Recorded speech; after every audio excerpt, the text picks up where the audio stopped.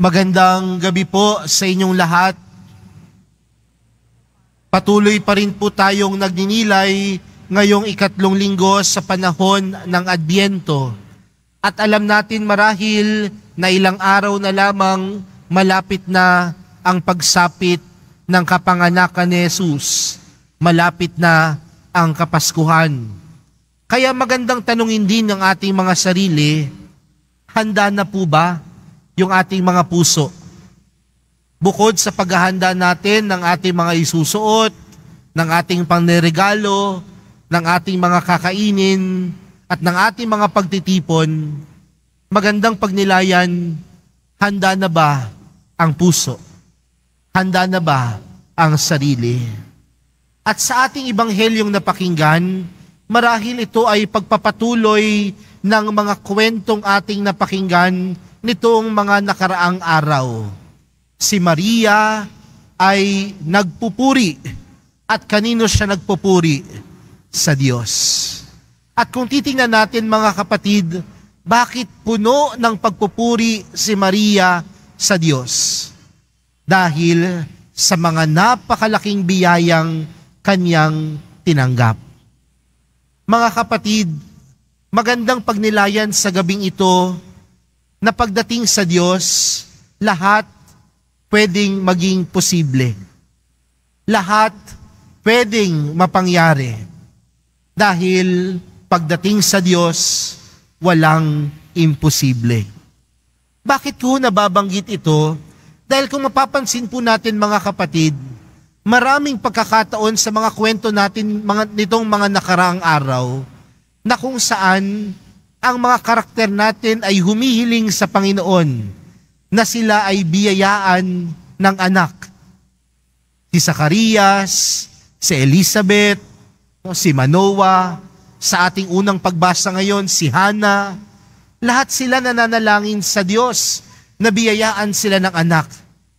Pero alam din natin na nung mga panahon na iyon, ang tingin sa kanila ng tao, pinarusahan.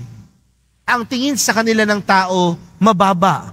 Dahil wala silang kakayanang magkaanak, baog sila. Pero alam din natin ang kwento, na sa kabila ng ganun ang pagtingin ng mga tao sa kanila, kailanman hindi sila pinabayaan ng Diyos. Dahil ang Diyos hindi magpapabaya kanino man. Hindi magpapabaya sa ating lahat. Kaya nga, ang kanilang mga panalangin, pinagkalooban ng biyaya. Kaya mga kapatid, sa araw na ito, ang puso natin ay nagpupuri. Bakit?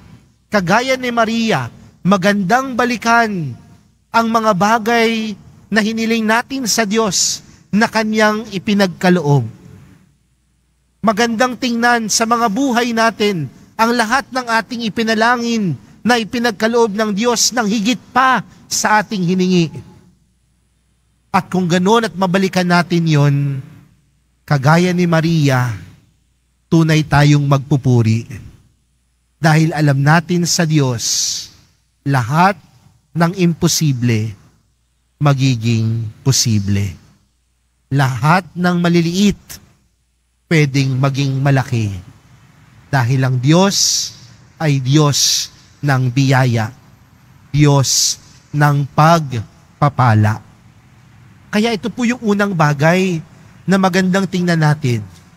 Ang puso natin ay nagpupuri dahil ang ating mga panalangin tunay na may sagot, tunay na may pagpapala, at tunay na may biyaya.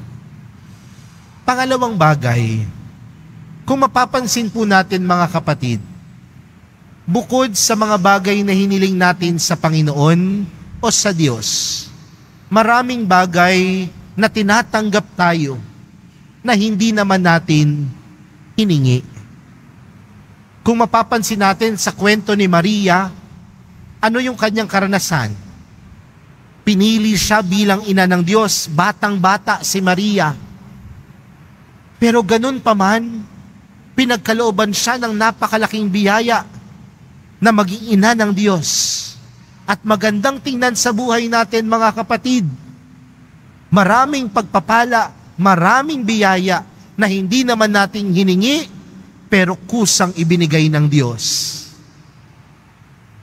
Di ba minsan mapapatanong na lang tayo, grabe naman yung biyayang tinatanggap ko.